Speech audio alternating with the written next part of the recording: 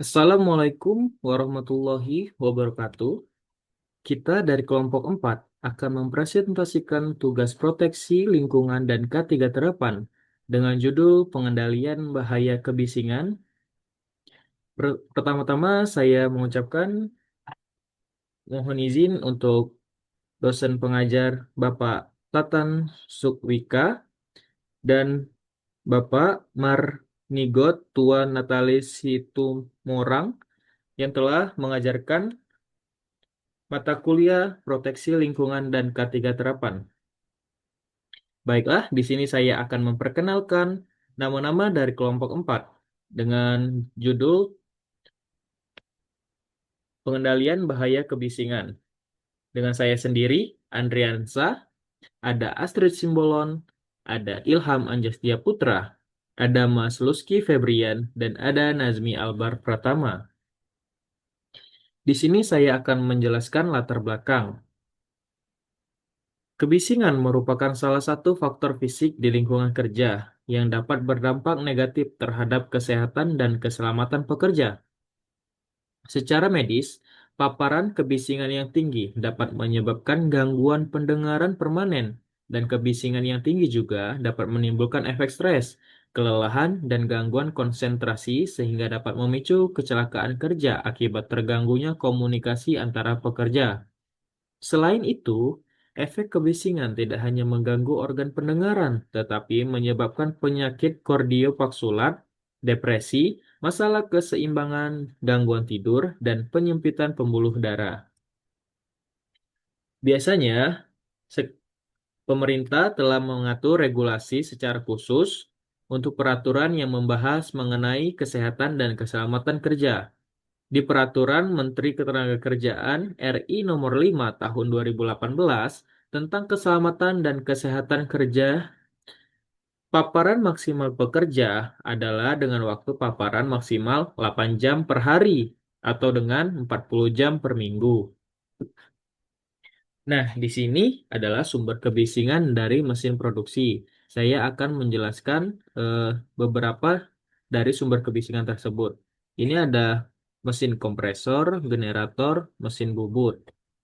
Biasanya, mesin produksi menghasilkan suara bising terus-menerus yang dapat menyebabkan gangguan pendengaran dan stres kerja bila tidak dikendalikan.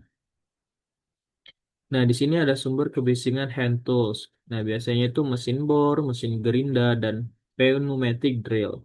Nah, biasanya alat seperti bor dan gerinda ini menghasilkan suara yang tajam dan mendadak yang beresiko merusak telinga dalam waktu singkat.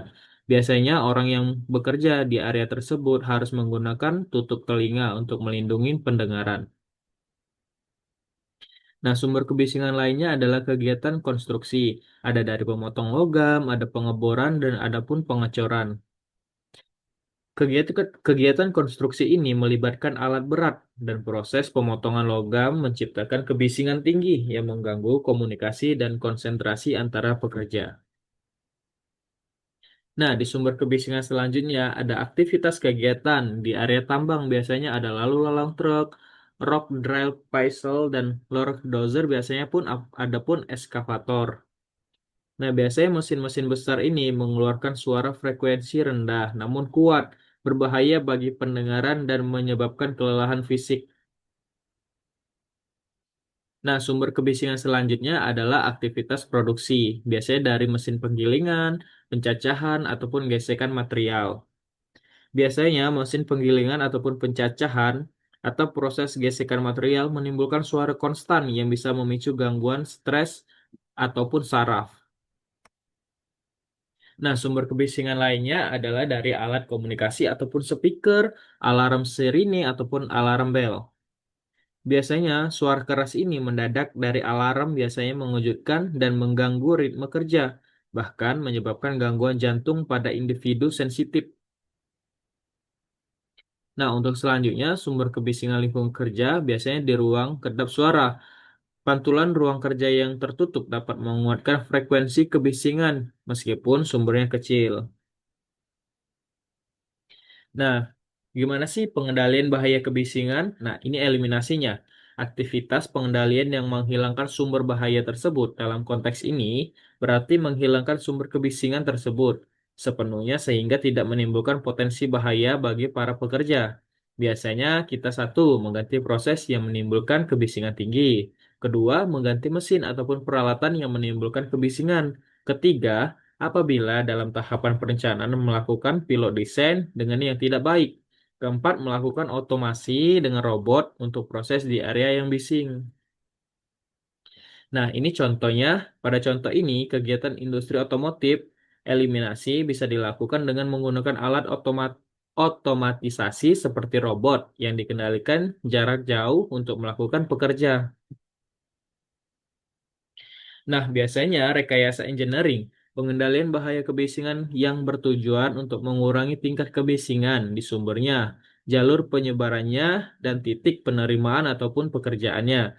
Langkah rekayasa engineering ini dapat dilakukan dengan melakukan perubahan atau modifikasi khusus pada suatu alat kerja yang menghasilkan kebisingan atau mengisolasi sumber bising agar tidak menyebar ke ruangan lain. Nah, contohnya seperti ini. Kita bisa memasang peredam ataupun damping, melapisin bagian mesin ataupun bagian yang bergetar yang dapat menimbulkan kebisingan dengan peredam. Kedua, biasa kita mengisolasi sumber kebisingan tersebut, memasang peredam di area sumber kebisingan tersebut. Nah, ketiga, kita juga bisa menggunakan barrier kebisingan ataupun menggunakan panel akustik ataupun peredam atau tembok beton yang bisa membatasi kebisingan agar tidak menyebar ke area lain ataupun ruangan lain. Nah, gimana sih pengendalian bahaya kebisingan selanjutnya? Nah, ini kita bisa dilihat contoh kontrol administrasi. Biasanya itu apa sih kontrol administrasi? Kontrol administrasi merupakan pengendalian bahaya kebisingan dengan mengatur hal-hal yang bersifat administratif seperti pola jam kerja, waktu, paparan, pemasangan tanda bahaya, dan izin kerja ataupun surat permit. Cara-cara yang dapat dilakukan dengan kontrol administrasi, satu, mengatur waktu kerja, bekerja di area kebisingan yang tinggi, tidak boleh lebih dari 8 jam, ataupun dalam seminggu itu harus 40 jam dalam satu minggu. Itu pun tidak boleh terus-menerus di dalam ruangan itu. Kedua, mengatur jadwal perawatan ataupun maintenance suatu peralatan mesin agar mesin yang digunakan tetap halus bunyinya. Ketiga, setiap pekerja yang akan bekerja di area kebisingan tinggi harus membuat izin kerja atau yang disebut dengan permit yang dilakukan, yang diketahui dan ditandatangani oleh atasannya.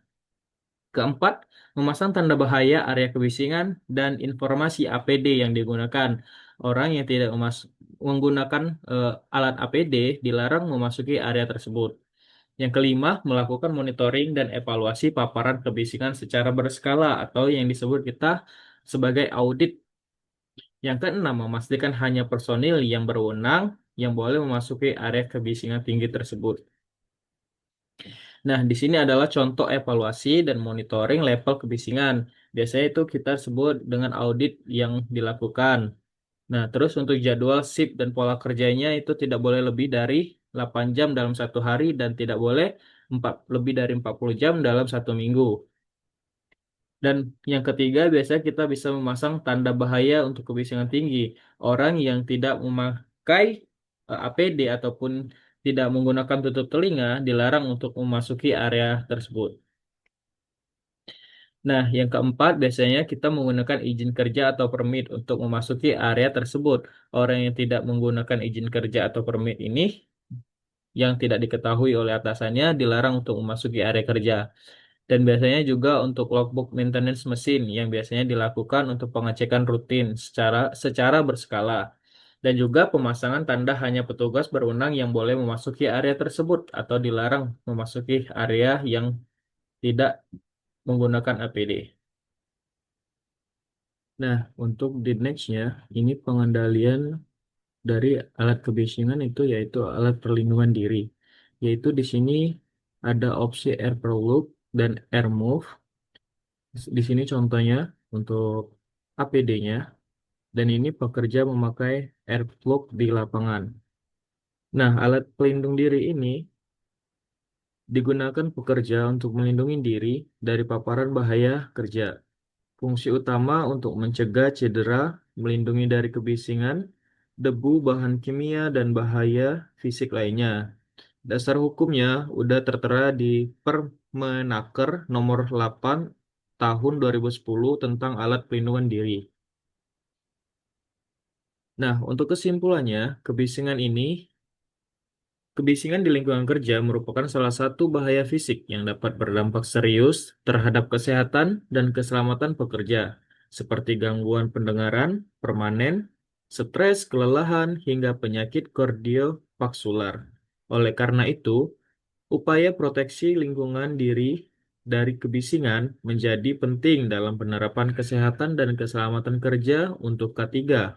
Pengendalian kebisingan dapat dilakukan melalui tiga pendekatan utama, yaitu eliminasi dengan menghilangkan sumber kebisingan seperti mengganti proses atau peralatan, atau yang kita sering dengan maintenance, atau rekayasa teknik seperti penggunaan peredam suara dan isolasi mesin, serta kontrol administratif yang mencakup pengaturan jam kerja, izin kerja, serta pemasangan tanda bahaya di setiap area.